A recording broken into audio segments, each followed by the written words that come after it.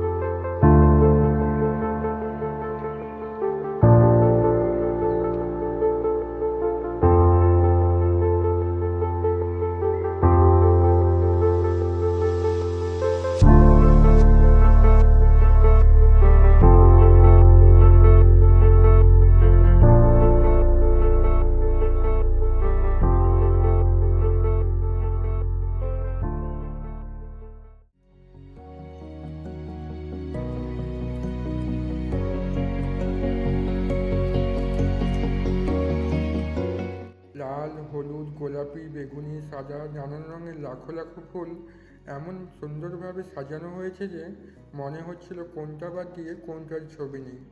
এখানকার সবচেয়ে জনপ্রিয় আকর্ষণগুলির একটি ছিল এই হার্ট টানেল। আপনি যদি সোশ্যাল মিডিয়াতে মিরাক্কেল গার্ডেনের ছবি দেখে থাকেন, তাহলে অবশ্যই এই জায়গাটি আপনাদের চোখে পড়বেই। এর মাঝখান দিয়ে হেঁটে যাওয়ার এক্সপিরিয়েন্স ছিল অন্য লেভেলের। আপনি যদি ফ্যামিলি কিংবা বন্ধুদের সাথে এখানে আসেন, তাহলে এটা আপনাদের জন্য মেমোরি হয়ে থেকে যাবে।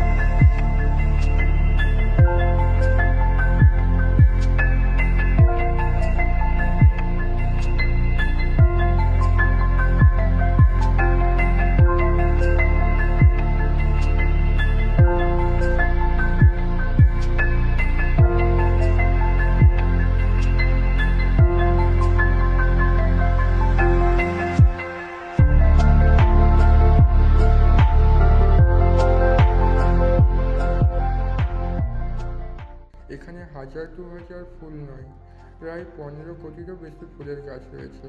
ভাবুন তো, এত সংখ্যক ফুলের যত্ন নেওয়া কত বড় একটা কাজ। এখানে শুধু ফুল লাগানো হয়নি, ফুল দিয়ে তৈরি করা হয়েছে অসাধারণ সব কারুকার্য।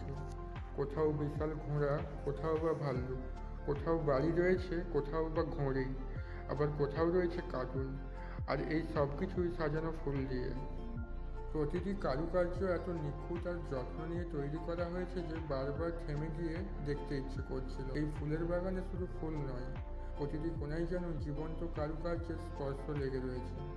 আর এটা ছিল মিরাক্কেল গার্ডেনের সবচেয়ে বিখ্যাত আকর্ষণের জায়গা, এমিরেটস A380 বিমান, যা সম্পূর্ণভাবে আসল এবং ফুল আর গাছপালা দিয়ে সাজানো।